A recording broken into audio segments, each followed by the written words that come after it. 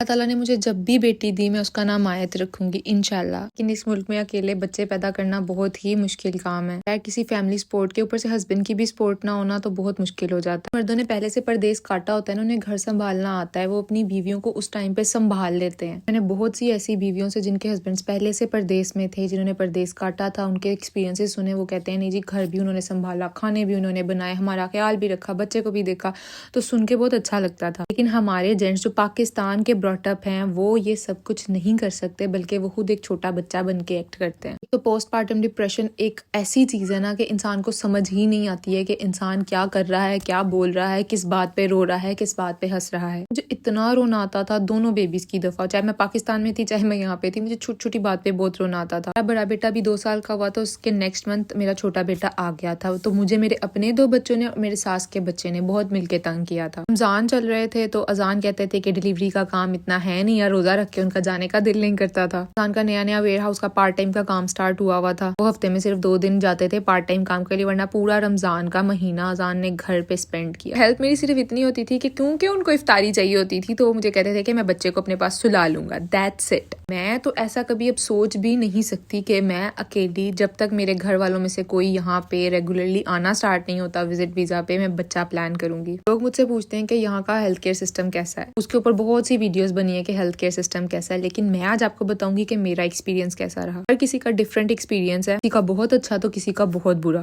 سب کچھ نارمل تھا، میرے دونوں بچے نارمل ہوئے ہیں، تو میرے کوئی ایسی کمپلیکیشن نہیں تھی جس کی وجہ سے کوئی اس طرح کا سیریس میٹر۔ وہی جی کے باری نہیں آتی، جب ہم لوگ ہاسپٹل گئے تو ہمیں بہت انتظار کروایا گیا، یعنی کہ ہم صبح کے گئے ہوئے تھے اور رات کو جب میرا فرسٹ چیک اپ ہوا تو ان کو تبھی پتہ چل گیا کہ مجھے ایڈمٹ کرنے کی ضرورت ہے۔ پاکستان والا سین نہیں ہے کہ آپ جاؤ گے اور آپ کو فوراً چیک کر کے اسی وقت ایڈمٹ کر لیں گے، نہیں جی آپ بیٹھے رہو گے ویٹنگ ایریا میں، چاہے آپ پیشنٹ ہو چاہے آپ جو مرضی ہو۔ میری فرسٹ چیک اپ کی باری ہی رات کو 8-9 بجے آئی تھی، اور تب جیسے ہی انہوں نے مجھے چیک کیا فوراً ہی مجھے لیبر روم میں لے گئے تھے۔ آپ کے ساتھ فیملی نہیں ہے تو ظاہر سی بات ہے بڑا بیٹا کہاں رہتا، میں نے اپنی فرینڈ کو بلایا تھا اپنے پاس رہنے کے لیے، اور پھر اذان میرے بیٹے کو لے کے گھر چلے گئے تھے۔ اسٹاف بہت کوپریٹیو ہوتا ہے، بہت زیادہ آپ کی بات سنتا ہے، اتنا میٹھا بولتا ہے نا کہ آپ کی فیملی بھی اس ٹائم پہ آپ سے اتنا میٹھا نہیں بول سکتی۔ کیونکہ نارمل ڈیلیوری تھی تو انہوں نے سب کچھ مجھ پہ ہی چھوڑ دیا تھا، جو کہ میرے لیے ایک بیڈ ایکسپیرینس تھا۔ میرے بڑے بیٹے کی دفعہ چاہے پاکستان میں میری ڈیلیوری ہوئی تھی لیکن مجھے بہت ہیلپ کیا گیا تھا۔ چھوٹا بیٹا صبح 6 بجے ہوا تھا اور میں نے رات کے ہی قیمہ چاول کھائے تھے، جو کہ میری حیدرآبادی فرینڈ لے کے آئی تھی، فل اسپائسی والے، میں نے تھوڑے سے کھائے تھے۔ اگلے دن مجھے ناشتہ دیا گیا اور دوپہر کا پوچھا گیا کہ آپ کیا کھائیں گی، ان کے مینیو میں سے میں نے سلیکٹ کیا، لیکن وہ مجھے کبھی بھی کھانا ملا نہیں۔ میں 2 دن وہاں پہ رہی تھی اور دوسرے دن میں ڈسچارج ہو گئی تھی، لیکن میں نے بھوک کے فاقے کاٹے تھے۔ سب کے ساتھ نہیں ہوتا بٹ میرے ساتھ ایسا ہو گیا تھا کہ انہوں نے مجھے کھانا ہی نہیں دیا۔ اس ٹائم کنڈیشن ایسی تھی کہ یار میں باہر کا کھانا افورڈ بھی نہیں کر سکتی تھی۔ میرا یہ بیٹا ہوا تھا تب ہم ایسٹ ہیم والے گھر میں ہی تھے، اب وہاں پہ میرے ساتھ کیا ایکسپیرینسز ہوئے یہ میں آپ کو نیکسٹ پوسٹ میں بتاؤں گی۔